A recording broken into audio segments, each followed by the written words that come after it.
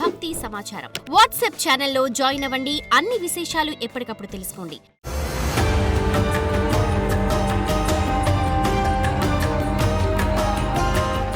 జై వీరబ్రహ్మ జై గోవిందమాంబ జై.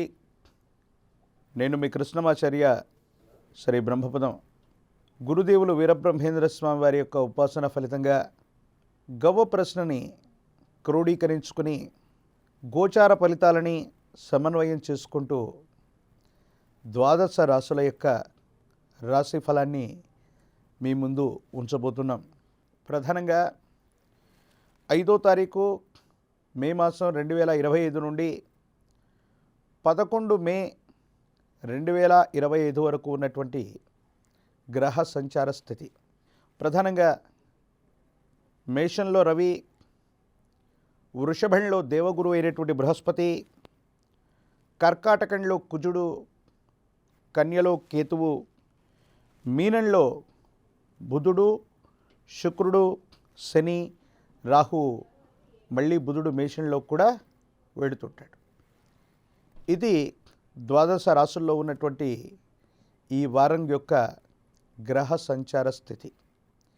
ఈ గోచారవశాత్తు గ్రహాల యొక్క కదలికలు, ప్రత్యేకించి ఈ వారంలో బుధుడు, మళ్ళీ వచ్చే వారంలో ప్రధానమైనటువంటి దేవగురు యొక్క బృహస్పతి, వీరిద్దరి యొక్క గోచార సంబంధమైనటువంటి పరిస్థితులు దేశ కాలమాన పరిస్థితులే కాదు, ద్వాదశ రాశుల మీద ప్రధానమైనటువంటి ప్రభావాన్ని చూపెట్టబోతున్నాయి. కొన్ని రాశులకేమో విశేషవంతమైనటువంటి గురుబలం రాబోతుంది. మరికొన్ని రాశుల బలహీనమవుతున్నటువంటి పరిస్థితులను కూడా మనం చూస్తూ ఉంటాం.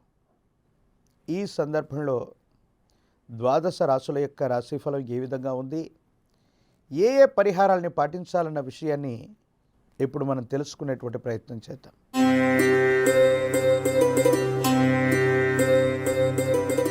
శివాయ బ్రహ్మణే నమ. వీరబ్రహ్మేంద్ర స్వామినే నమో నమ. జై వీరబ్రహ్మ జై గోవిందమాంబచి. వచ్చినటువంటి ఫలితం 6. శుక్ర భగవానుడికి సంబంధించినటువంటి ఫలితం. ఒకవైపు ఏమో తీక్షణమైనటువంటి ఏలినాటి శని ఫలితం, ద్వితీయ స్థానం వాక్స్థానంలో కూడా కొన్ని ఇబ్బందులు, మానసికమైనటువంటి ప్రశాంతత లేనటువంటి సందర్భం. అంతా బాగున్నాయని మనం అనుకోవటమే తప్ప ఎప్పుడూ లేని ఆరోగ్య సమస్యలు, ఎప్పుడూ లేని ఆర్థికపరమైనటువంటి ఇబ్బందులు, సర్దుబాటు చేసుకోలేని పరిస్థితులు మీ మనసు నిండా ఆందోళన కలిగిస్తూ ఉంటాయి. కొన్ని సందర్భాల్లో మన సమయం బాగాలేనప్పుడు మనం చేసే ప్రయత్నం ఎంత గొప్పదైనప్పటికీ కూడా ఫలితాలు రావటం ఆలస్యమవుతూ ఉంటాయి. మనలో ఎటువంటి లోపం లేదు, కానీ మన ప్రయత్న లోపం లేకుండా మన ప్రయత్నాన్ని చేస్తున్న కొన్ని సందర్భాలు ఇబ్బందులకు కారణమవుతున్నాయి తప్ప వేరొకటి కాదు. భగవత్ సంబంధమైన అనుగ్రహం చేత యోగదాయకమైనటువంటి ఫలితాలను మీరు పొందుతారు.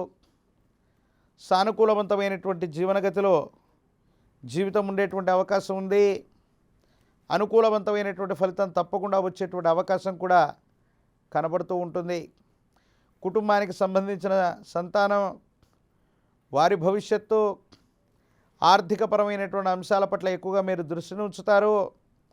ఆర్థికంగా వచ్చే లాభాలు ఆగిపోయాయనో, బ్రతుకు బాటుకున్నటువంటి కొన్ని రకాలైనటువంటి వ్యవస్థలని కొంతమంది నిర్వీర్యం చేశారనో మనసుకు బాధ కలిగినప్పటికీ భగవంతుడు కాలం మీకు వెన్నట్టే ఉన్నట్టుగా కొన్ని పరిస్థితులు సానుకూలవంతమవుతాయి. ఒక అమ్మవారి యొక్క దయ వల్ల మీ పరిస్థితులన్నీ కూడా అనుకూలవంతమైనటువంటి ఫలితాలకు కారణమయ్యే అవకాశం ఉంది. గ్రామదేవతా స్వరూపమైన ఎల్లమ్మ, పెద్దమ్మ, పోలేరమ్మ, అంకాలమ్మ, నూకాలమ్మ పేర్లతో పిలవగలిగినటువంటి గ్రామదేవతా స్వరూపాలైనటువంటి అమ్మవారులను పూజించండి. అమ్మవారికి కూష్మాండ బలిని మాత్రమే ఇవ్వండి. గుమ్మడికాయలను మాత్రమే బలి ఇస్తూ కొబ్బరికాయలను అమ్మవారికి నివేదన చేసి వచ్చిన అమ్మవారి యొక్క ప్రత్యేకమైనటువంటి అనుగ్రహం మన మీద పడ్డా చాలా అనుకూలవంతమవుతుంది. చాలా సానుకూలవంతమైన ఫలితాలు వస్తాయి.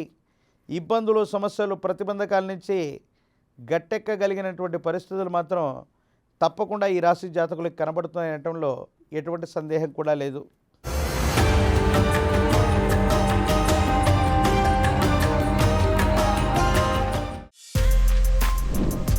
For more videos like this, subscribe Big TV channel.